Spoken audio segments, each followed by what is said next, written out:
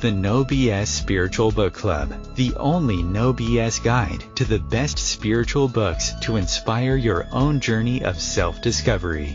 Here's your host, founder of the No BS Spiritual Book Club, Sandie Sedgbeer. Hello. Today's guest has built a life around storytelling, first as a journalist, then as a documentary filmmaker, and eventually as a feature film director and novelist. Bill Bennett has made 17 feature films, won major Australian film awards, has had films screened at Cannes and Toronto, and built a career exploring the human experience through story.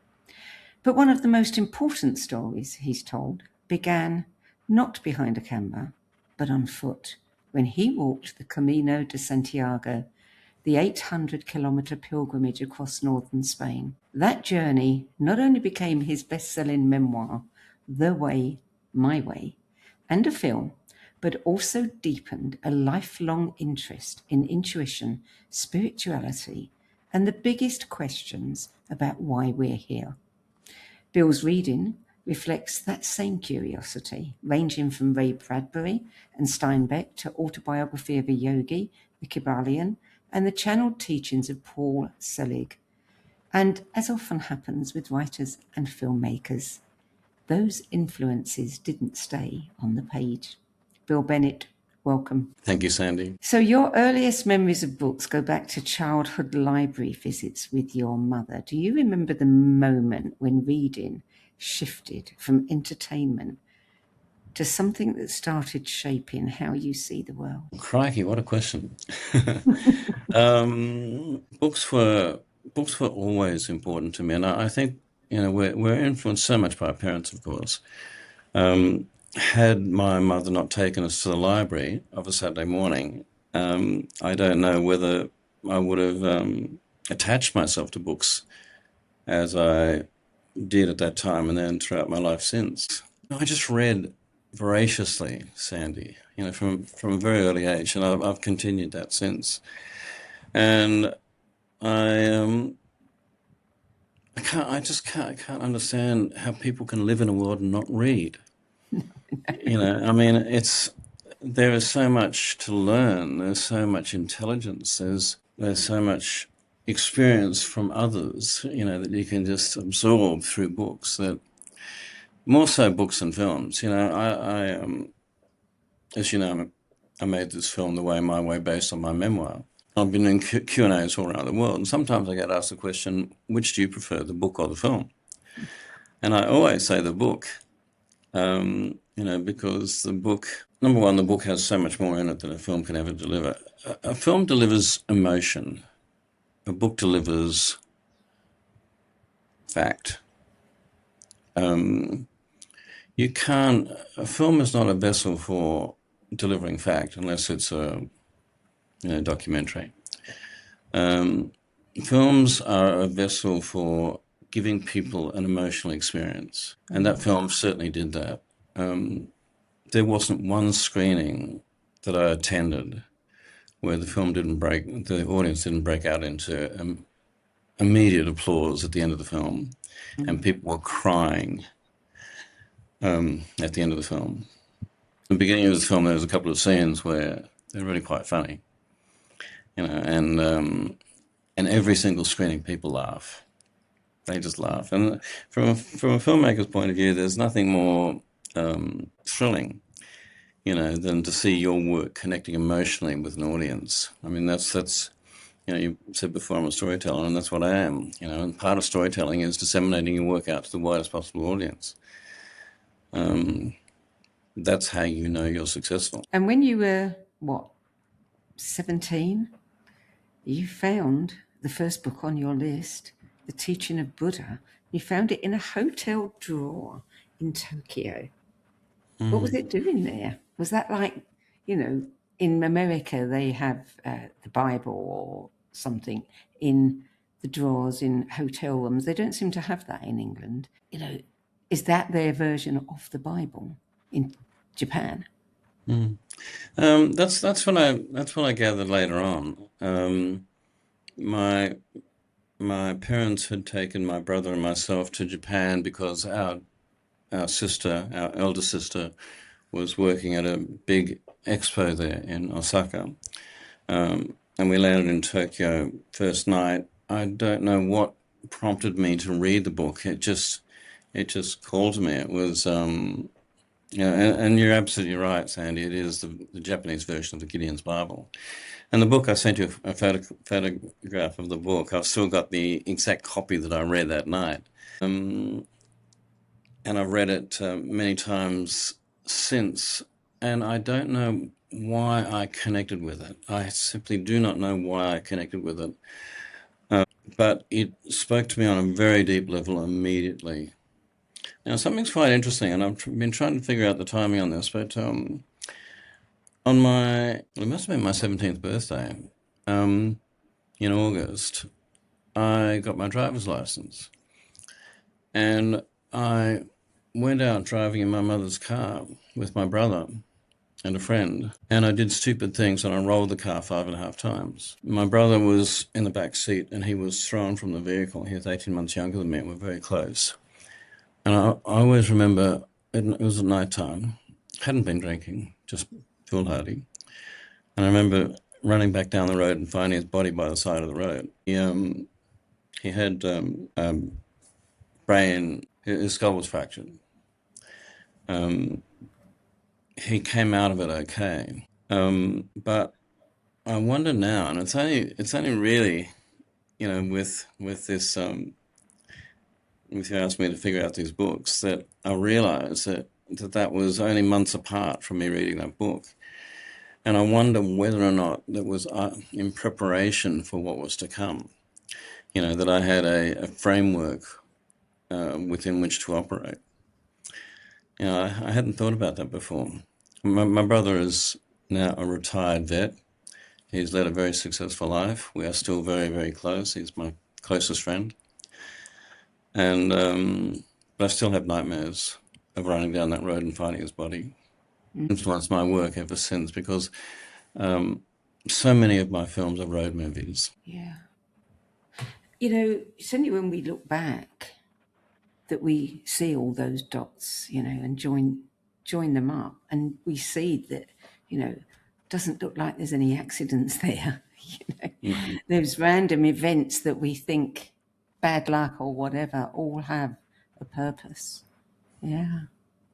So was that the first spiritual book that you read? Yeah, I believe so. I don't know whether I'd read Jonathan Livingston's Seagull before that or after that. I think it must have been after that.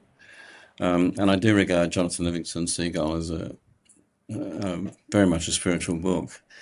And of course, it was very popular at the time, and I don't know how many people sort of saw beyond its facade, because it was a very clever facade. But certainly going back to the Buddhist Bible, it sparked in me a very deep interest in Buddhism. And I went from, when I came back home to Australia, I then started reading other books on Buddhism, and I got into it really quite heavily for many, many years. I remember a couple of years later, I went to, at that stage it was called Burma, principally because it was a very strong Buddhist country. It was effectively closed to tourism, but I managed to get in. I had only 7 days. And I went up to Mandalay because I wanted to look at the Buddhist scriptures there. And I remember being on a boat, a banana boat, coming down the Irrawaddy after visiting Mandalay. It was late in the afternoon.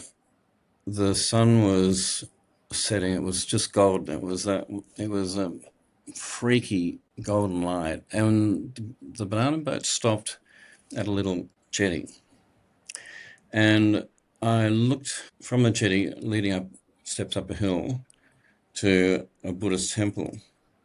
And it was all gold. And the late afternoon light was making it shine. and it was like a beacon to me. And I thought, I can just step outside this boat now. I can just walk off this banana boat, step onto that jetty and walk up those stairs and stay in that temple. And Sandie, I was that close to doing that. I don't know why I didn't, but I remember it just pulling me so strongly. Yeah. But I finally moved on from Buddhism because I thought in many ways it was sort of a very negative religion. You know, its whole basis really was suffering and detachment from suffering. And I didn't see the world that way. You know, in my early 20s, I saw the world as being a place to explore, and to find love. You know, and my interpretation of Buddhist texts at that point was that love was the ultimate attachment. You know, and that ultimately it would end in suffering. And of course, love does end in suffering, one way or another. I mean, I've been married now for 45 years.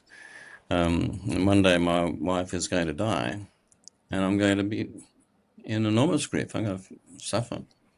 Yeah. But I wouldn't give that up for the time we've had together. And so that was sort of a game changer for me when I started to think of Buddhism in those terms.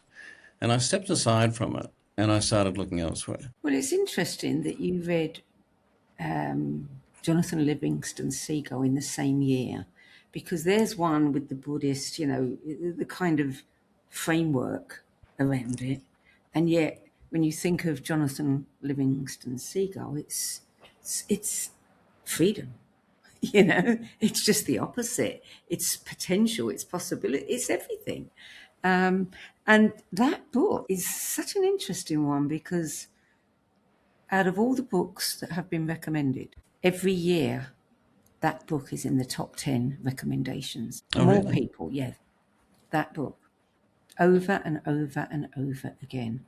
I often, you know, I'd like to get inside his head and, you know, ask Richard Bach, well, you know, how did this come to you? Because I'm sure it was just a download. And I'm sure that even he at that time didn't fully understand what he was writing.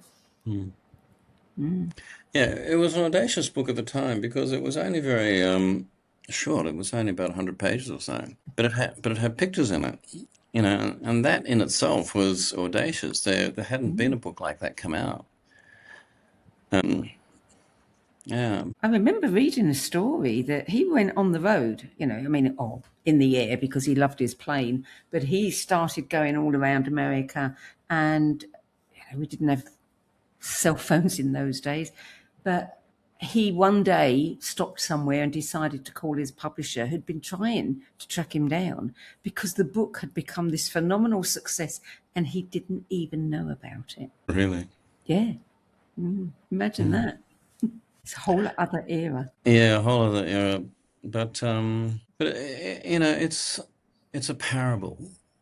It's such a, on the surface, it's such a simple story, and yet it connects on such a profound level.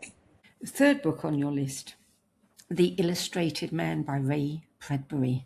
That was published in 1951. So you said that you were about 12 or 13 when you picked up a dog-eared copy of this one? Yeah. Every year, my family, we lived in Brisbane, in Queensland, and every year in the winter holidays, we would go to the beach and we would rent a place. And what I did always was I checked out their library, you know, because when you rent a place, people leave books. And I found The Illustrated Man, and I read it cover to cover. I read every single story. I think I read some twice. And it introduced me to the mind of Ray Bradbury. And Sandie, it just absolutely took the top of my head off. And how I think it intersects with and the reason that I've included in this list is that it broadened my imagination, basically. And it took me into other dimensions and other realms. and also led me then to read more Ray Bradbury, like Fahrenheit 451, Something Wicked This Way Comes, and so forth, some of the classic Bradbury books. But I think the most important thing that I got from that book, and the reason that I've included it, is that it opened up my imagination. And I think imagination is one of the most critical things in spiritual development. You have to let go and embrace wonder, embrace mystery, embrace the notion of the unknowable. And Bradbury did that for me. He opened up that door. He told me these things could be possible. Yeah. Book number 4, John Steinbeck, The Pearl, 1947. And you said that you've chosen this because it's a gem of a book. I read most of Steinbeck when I was young, and he became a very important author for me. East of Eden, being one. This book I chose because it's once again a bit like Jonathan Livingston's Seagull. It's a parable. It's a novella, really, and it's a story of a very poor fisherman who finds the biggest pearl ever, and he thinks it's going to bring him happiness, but it in fact corrupts his soul, and it destroys everything that he hoped for and loved. And for me, it's a little bit like The Old Man and the Sea, the Hemingway book. It's once again, it's that being a novella.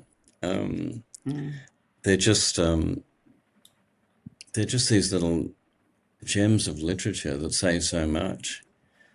And for me, what came from the Steinbeck book, The Pearl, was not only the underlying message that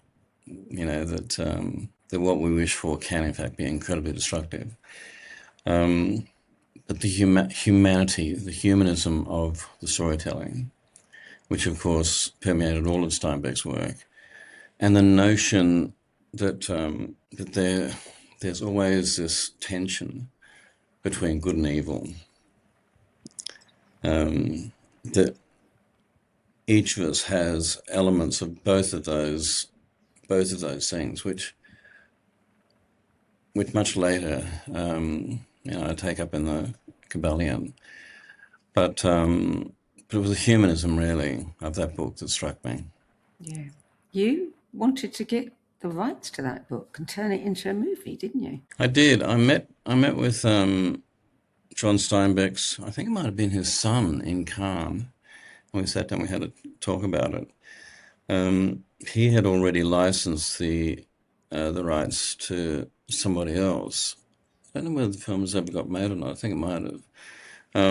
But I very much did want to make it into a film. And when I couldn't get the rights, I then decided to write my own version of it, called The Nugget. And The Nugget is about 3 road workmen in Australia. And on a weekend, they take out their metal detectors and they go out into the bush, and mainly it's an opportunity for them to have a piss up.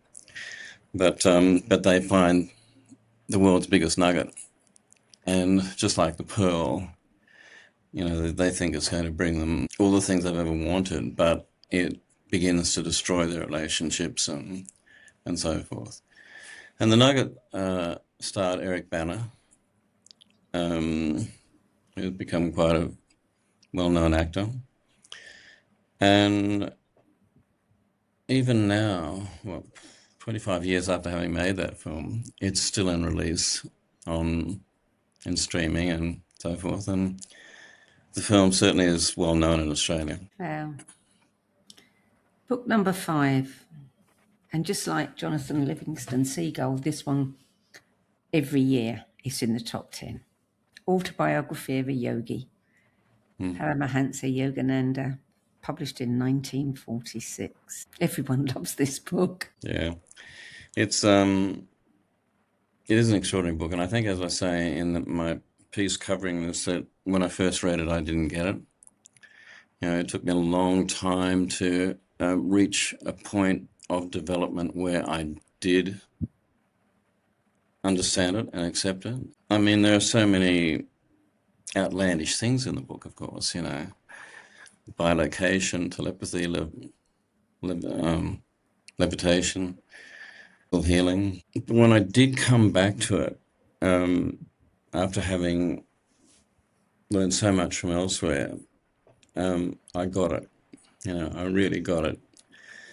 And it, like I said in my covering thing, it came as no surprise that it was a very important book for Steve Jobs. But what's really interesting, Sandie, is that this is where my interest in intuition kicks in. Because one of the strong things that comes through in Autobiography of Yogi, of course, is the power of intuition. And this was one of the things that Steve Jobs hooked onto. I mean, he was very much an advocate of intuition over intellect. He said that often in his public speaking. And possibly that came from this book, because it's said that he read this book every year of his life. And he gave copies to those who attended his memorial service. So what Yogananda says about intuition in the book had a very deep impact on me. Yeah. Have you ever listened to the recordings made by Ben Kingsley, the CDs, reading the book? There's about 20 CDs in the set. And Ben Kingsley is reading it, and it is so powerful. Oh, he'd be fantastic. He'd be a fantastic narrator for it. Yeah, no, I'll have to track that down. That'll be amazing. His interpretation, that would be incredible. Yeah. Book number 6, From Intellect to Intuition, Alice Bailey, 1932. Well, I'm sure you have a lot of Alice Bailey books in your collective. Not as many as you would think. They're certainly not in the top 10. Oh, really? Yeah. Is it because she's so difficult? I don't know. She's not the easiest. And I think that, as time goes on, people, there are other books that come along that stay in people's minds more. What I found is that the simpler the book, the simpler the concepts, the more grounded and straightforward, the more people love them. The Four Agreements, The Alchemist, books like those, The Power of Now. They're the ones that come up again and again and again. And the parables. Yeah, like The Alchemist. Yeah. No, Alice Bailey is an acquired taste, let me put it that way. But I do love the intellectual framework that she creates.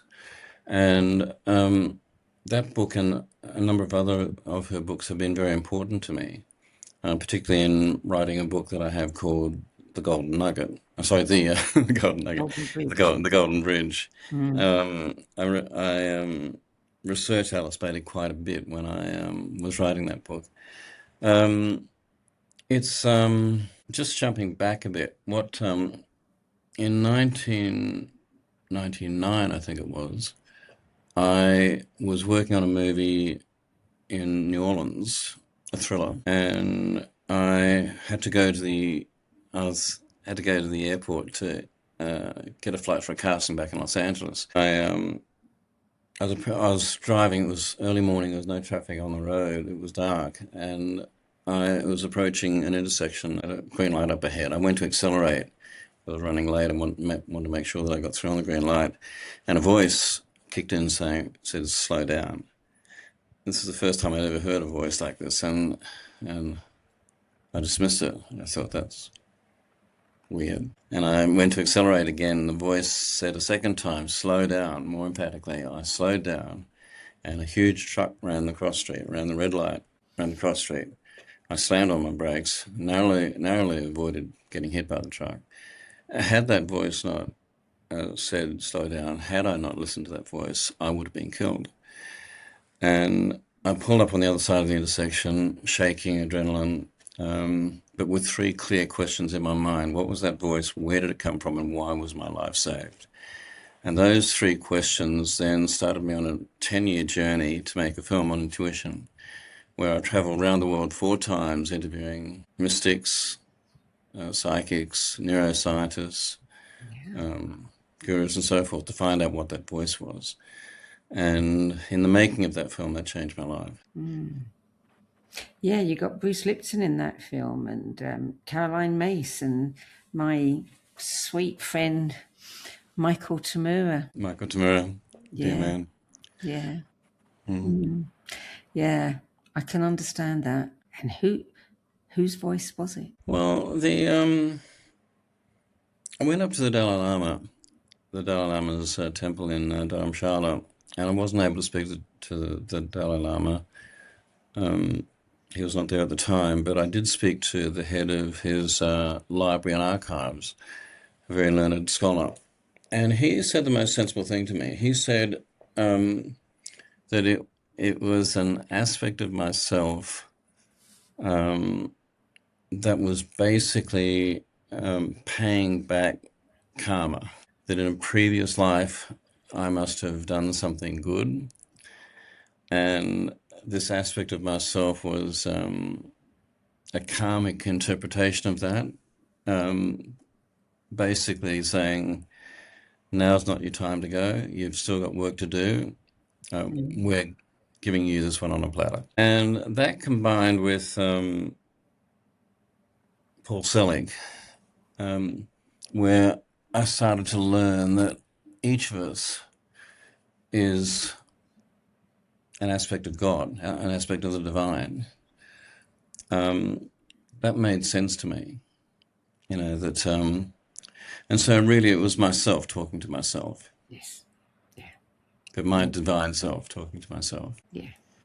And you mentioned Paul Selig. Well, of course, that's book number 7 on your list, The Book of Mastery. That's the first book in the Mastery trilogy, and that one was published in 2016. When I was making this film on intuition, I became quite interested in channeling. And I started to realize that legitimate channels, and there are some people who present themselves as channels but aren't really, but legitimate channels, and there are a few of them, and they are terrifyingly good, have a direct connection to source. And Paul Selig is one of these people. He takes no ownership on the material at all. He always talks about this being the work of what he calls the guides. And basically I was interested in channeling because I wanted to find not an interpretation of what my purpose was, but I wanted to find a direct communication as to what my purpose was. And I thought maybe I could learn to channel. I've not pursued that as such, but it did introduce me to Paul and to Lee Carroll, who I've been introduced to earlier through my wife. And these people are the real deal. Yes. I mean, I have been to live readings, if you like, with both of them. And I have seen them channel 30, 40-minute monologues non-stop. And both my wife and I, are very astute dramatists. We know when something is read from a learned text or memorized, or if there's fakery in it. There's no fakery in the stuff.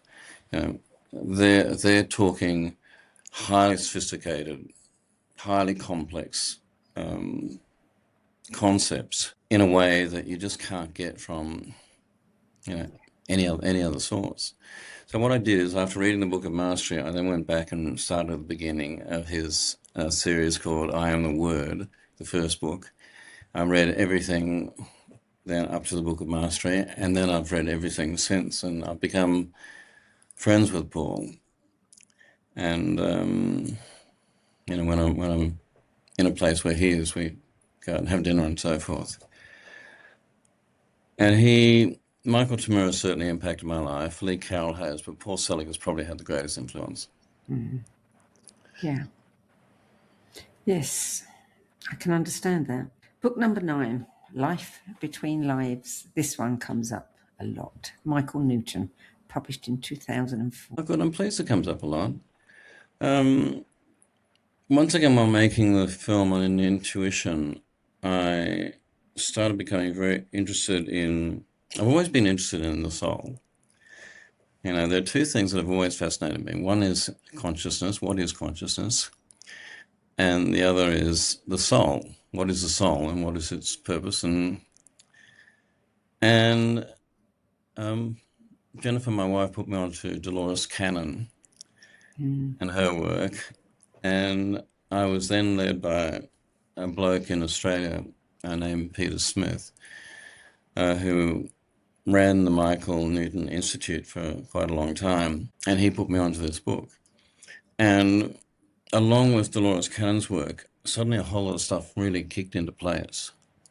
After making the film on intuition, I realized that the greatest obstacle to intuition is fear. We all have intuitive impulses. We all have access to our intuition, but most of us don't enact on it because we're fearful.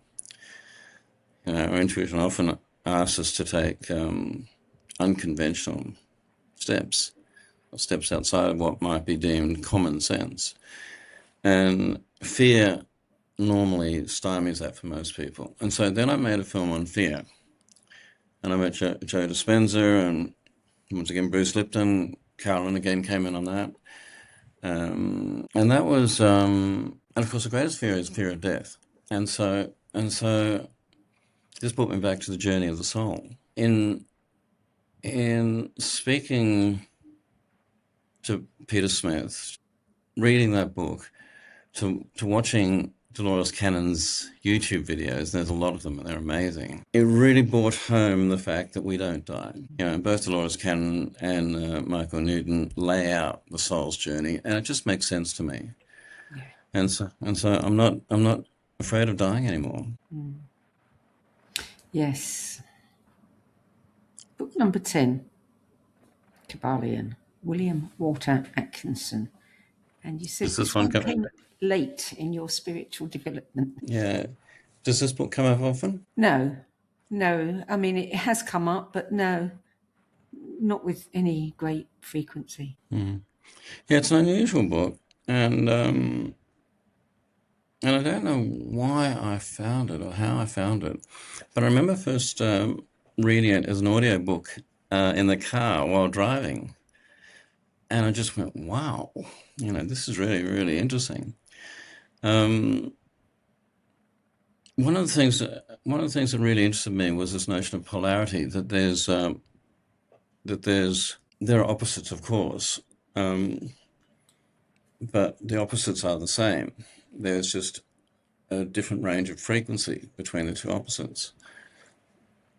And so in the book they talk about, fear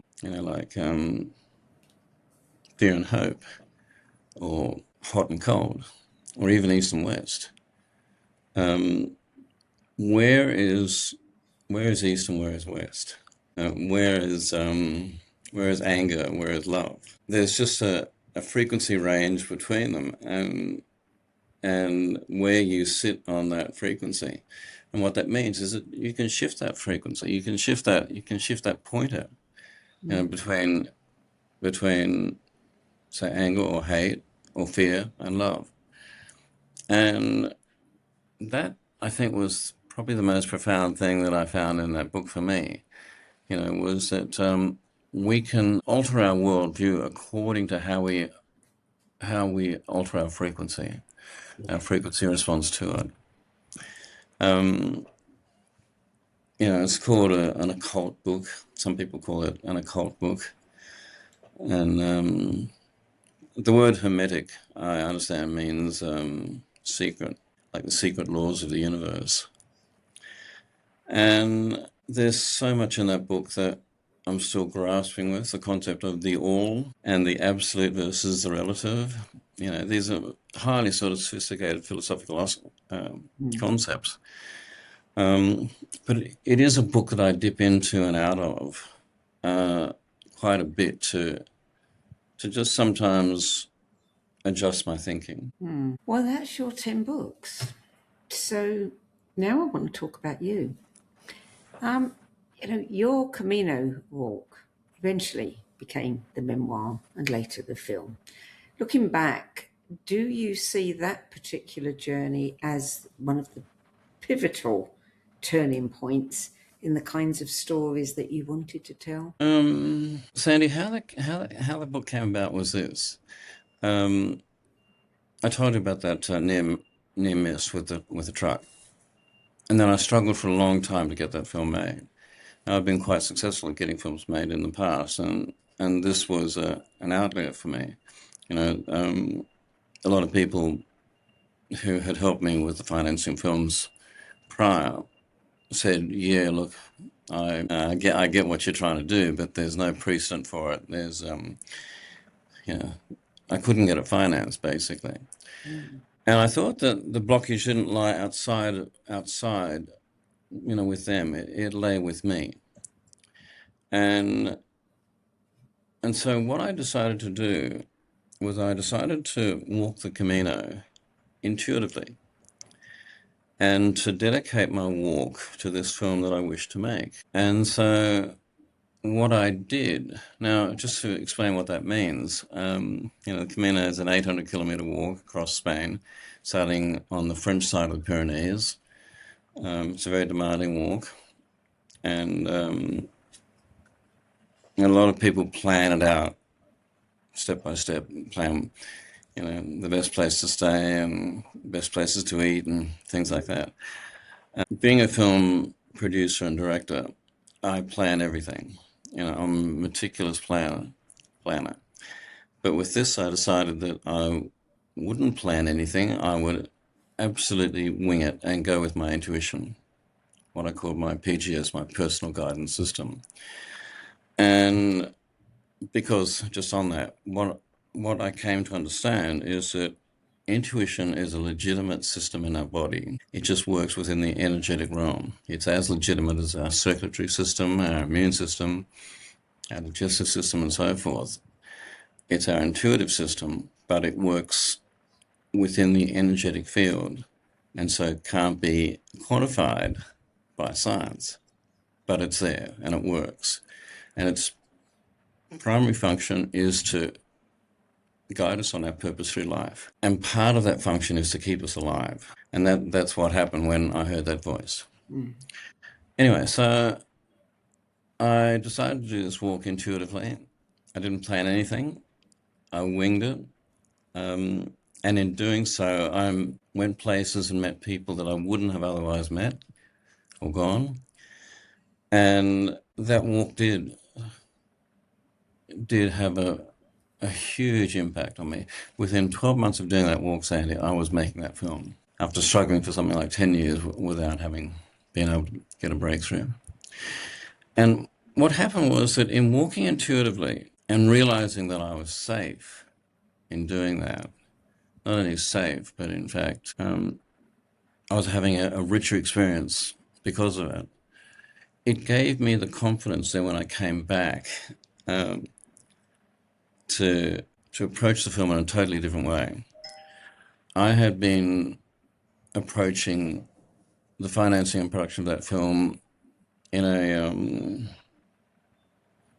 analog way, if you like, or a linear way. I had to throw that away and approach it in a metaphysical way. In other words, I had to approach the making of the film intuitively. And prior to that, I'd been making it logically and mechanically. Were you surprised at its success? Yes. Yes, I'm always surprised when something I do connects with an audience. It's a wonderful thing. What's been really interesting, Sandie, is that since making that film on intuition, prior to that, I'd been making thrillers and romantic comedies and a couple of social issue films, but really it was the thrillers and the romantic comedies that were my staple.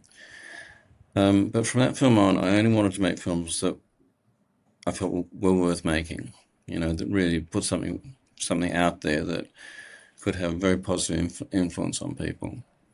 And that has defined my work ever since. One of the things that people love about that book is the humour. The blisters, the knee pain, the frustrations. Why do you think humour is so important in telling a spiritual journey? It's a really good question, Sandie. I'd read quite a few books on the Camino prior to my walk, and I thought they were so bloody serious and so self-righteous, and so they took themselves so seriously. And when I sat down to write the book, I chose deliberately to take what I called a Bill Bryson approach to it, to be self-deprecating, to be totally honest and transparent in my failings and my weaknesses and my fears, but to also make fun of it and make fun of me. In other words, look, they talk about the laughing Buddha, and we talked about Michael Tamura before. Now, the thing about Michael Tamura that defined him, of course, was his laugh. And I don't see why spirituality needs to be so damn serious. I agree. Yeah, and, I didn't want to make the film. I don't know whether you know that or not, but, it was literally 10 years after publishing the book that I released the film. And that wasn't because I struggled getting the film made. The film actually came together really quite quickly. It's just because I didn't want to make the film. And the reason I didn't want to make the film was because I didn't think that what I'd done was anything special, really.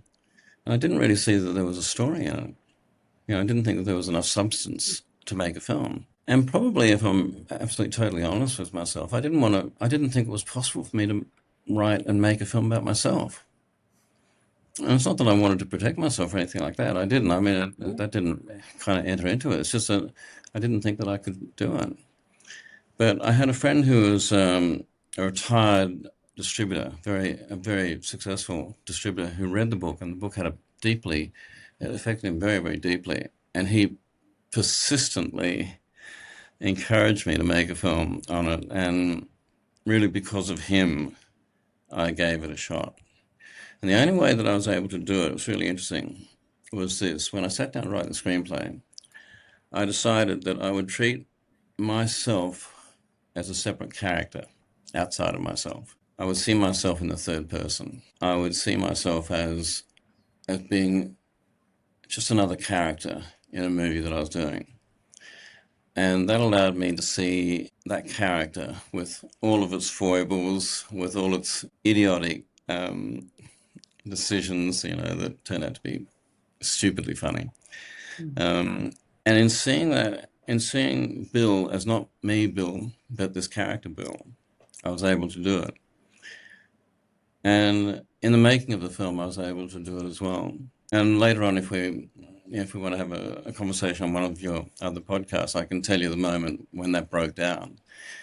And it broke down, it really walloped me. I'll tell you now, there's a moment in the book and in the film where I'm just outside of Santiago, and I call my wife and I apologize for every horrible thing I've ever done in my life.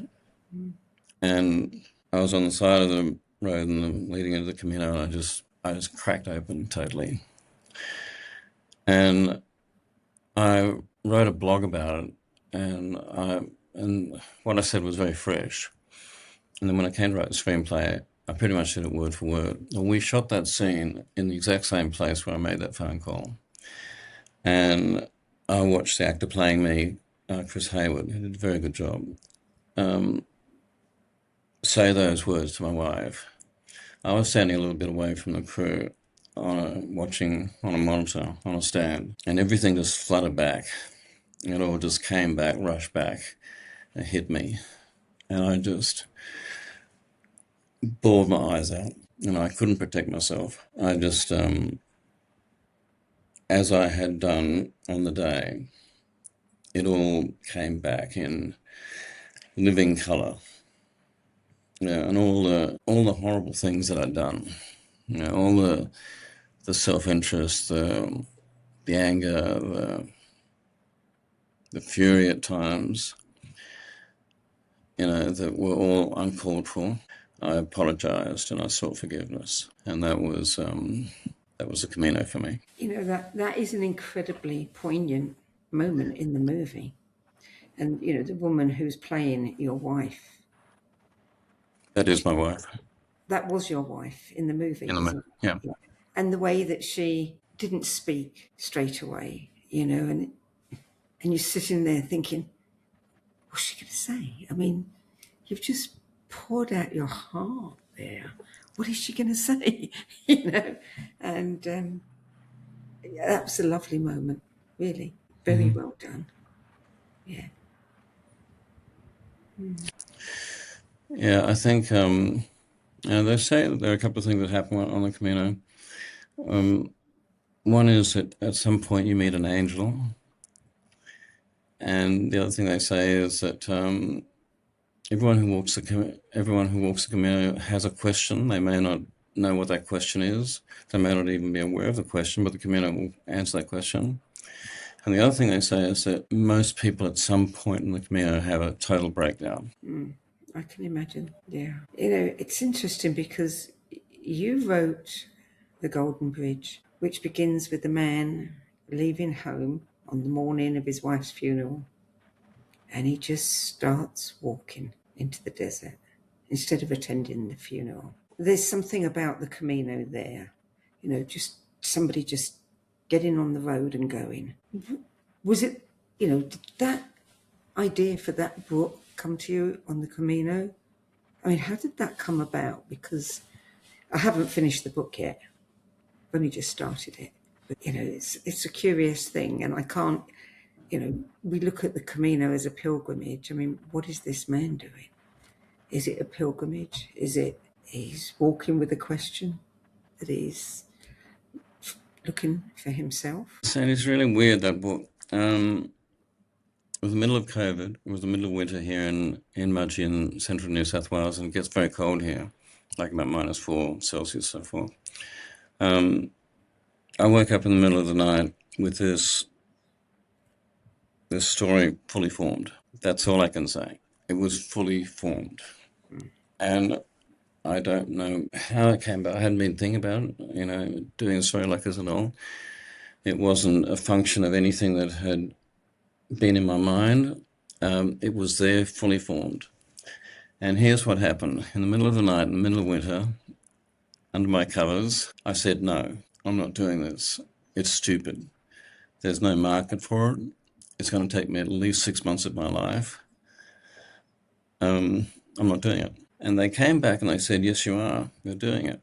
Don't argue with us. And I said, no, I cannot. It's going to be a total waste of time. No one's going to be interested. No one's going to buy it. I'm not going to write this, just for the sake of writing it. And they said, yes, you are. And you're going to start tomorrow morning. The next morning I got up at 4 a.m. And this is what defined the writing from this point on. I got up at 4 a.m., cold, dark. I went to the coffee machine. I made myself a double espresso.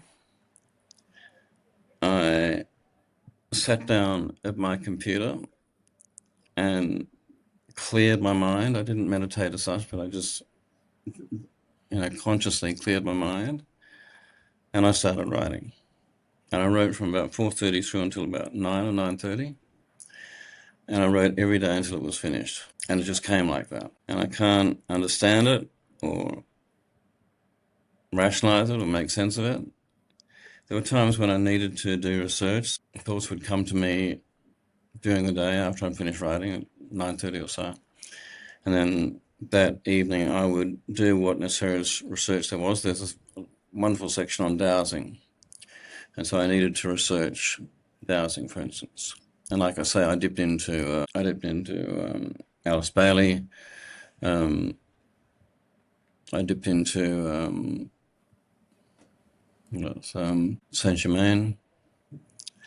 But basically, my job was to step aside and just allow the writing to happen. How long did it take? Didn't take long. It took about 30, 40 days. And some readers compare this book to The Alchemist. Yeah. Well, you finish it and let me know. What do you think? I will. Did you get to the end of it and understand then why they wanted you to write it? Or were you still doing as you were told, baffled, but, obeying orders? Kind of a bit of both, really, Sandy. I mean, I saw the book. When I saw the book complete, I thought, okay, well, that has been a really worthwhile exercise. Marketing is not one of my strong points, and I got picked up by a New York publisher, quite a prominent New York publisher, but we disagreed over terms because I wanted to keep the film rights, and so I bailed out of that. I then went with a small Melbourne-based publisher, but the book hasn't really got out there. And I really think that it deserves to. But like I say, you read it and let me know. What do you think? I will. You've spent decades, telling stories through film and books. Do you think storytelling itself is a spiritual act? Oh, totally. I mean, people who I've got very little time for people who say I channeled this, because it's bullshit. We all channel. Any artist channels. It's just what you do. I was flipping through YouTube or on one of the reels on Facebook, and I came across the David Gilmour from Pink Floyd. Yeah. And he was talking about Wish You Were Here and the gestation of that, the generation of that. And he was saying exactly the same thing.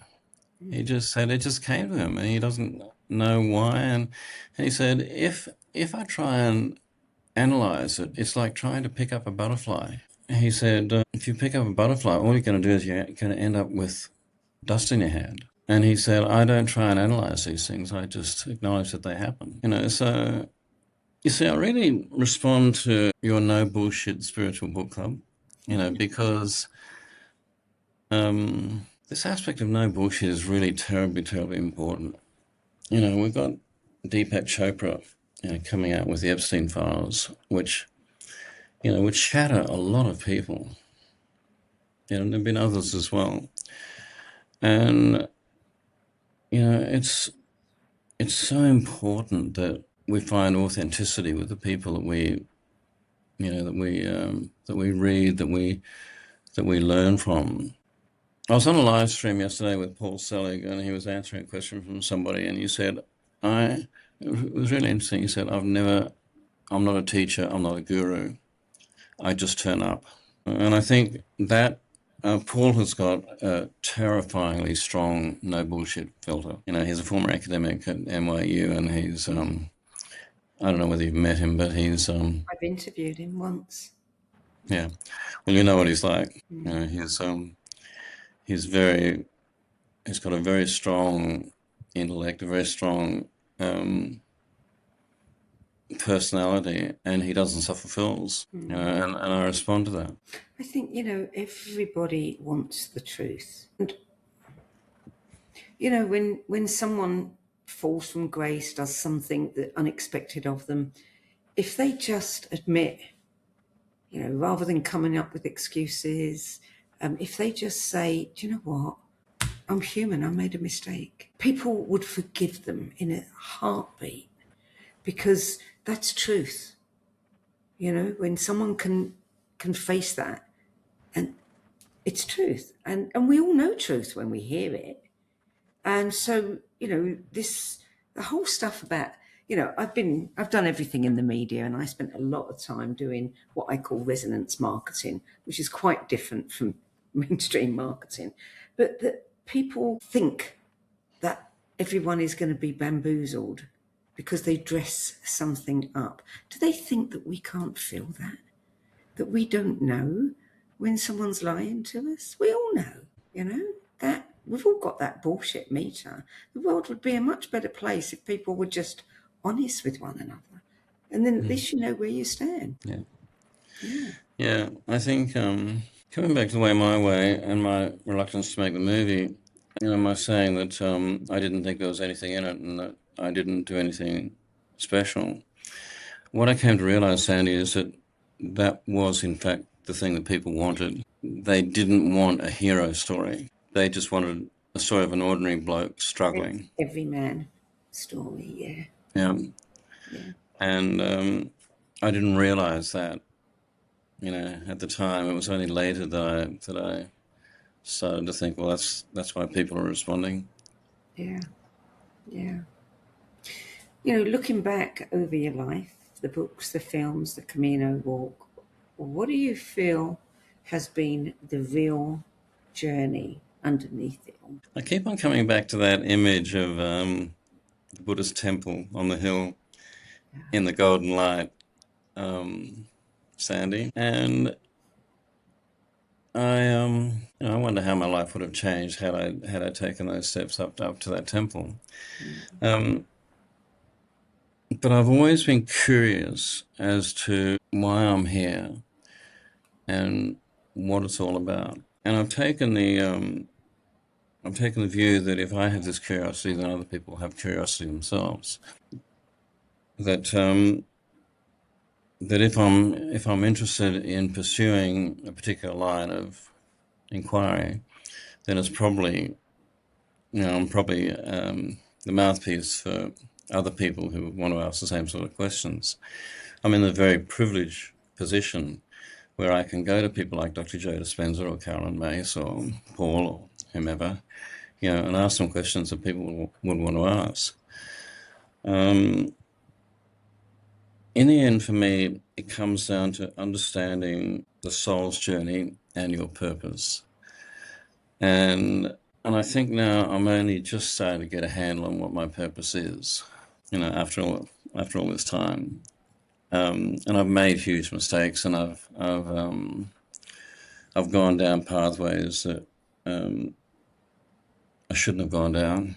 But then again, you know, everything you do in your life leads you to what's happening right now, to where you are right now. You know, the wayward paths, the cul-de-sacs, the car crashes that you have, and so forth. You know, they all lead to where you are right now.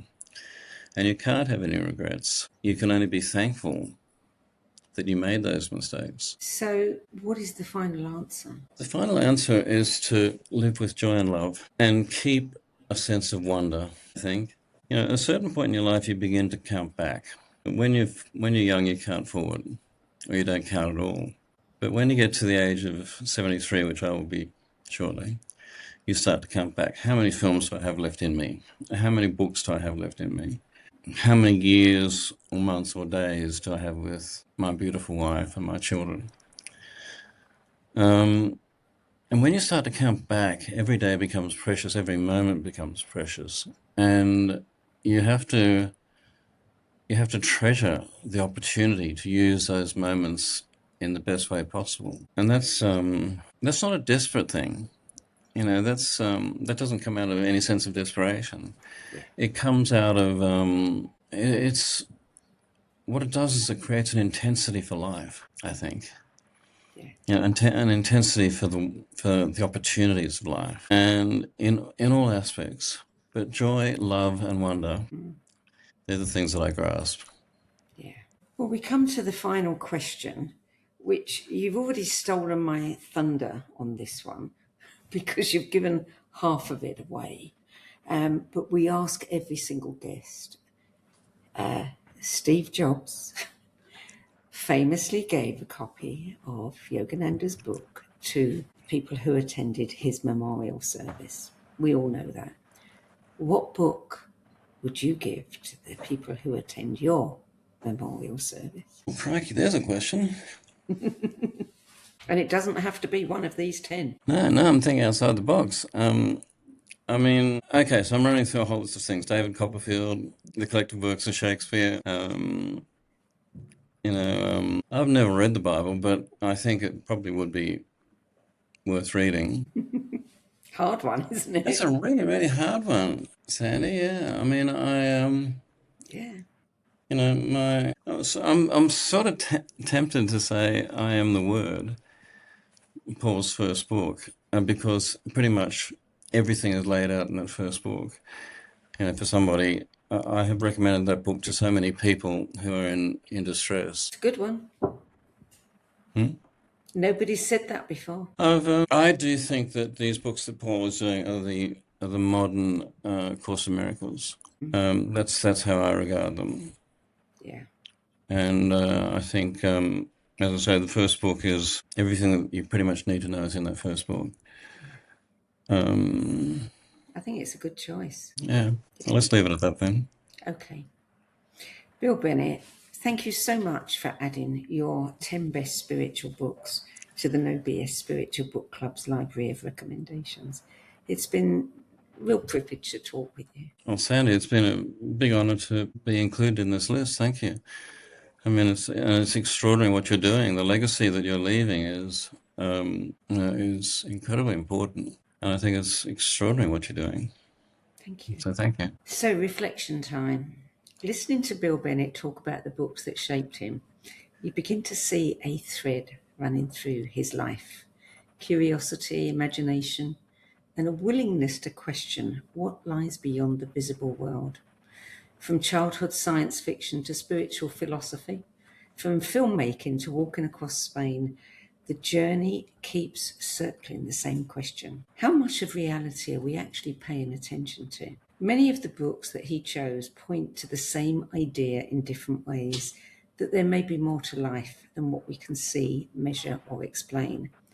But none of them claim to give final answers. Instead, they invite us to pay closer attention to intuition, to experience, to those moments when life seems to hint that something deeper is going on. So perhaps the real question is, how much more is going on in this world than you've allowed yourself to believe? Bill Bennett is an award-winning Australian filmmaker, author and storyteller who's written, produced and directed 17 feature films and numerous documentaries, earning major Australian film awards and international recognition. His best-selling memoir, The Way, My Way, recounts his transformative pilgrimage along the Camino de Santiago and later became a feature film. His work increasingly explores intuition, spirituality, and the deeper dimensions of human experience. So for more information and to learn more about his book, The Golden Bridge, visit billbennett.com.au. I'm Sandie Sedgbeer. Thanks for listening. Till next time. If today's conversation sparked your curiosity, you'll love our other shows. The Synergy Sessions, where leading-edge thinkers collide in bold, unscripted dialogues that ignite new possibilities. Between Realms and Reason, where we journey into the mysterious consciousness, energy, and the hidden layers of reality, where science converges with spirit in ways you've never imagined.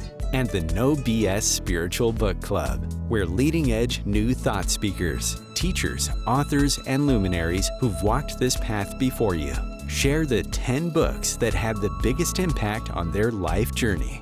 All 3 shows are available on YouTube, Spotify, Substack, and all major podcast platforms. For more information, visit sedgbeer.com. That's SEDGBEER.com.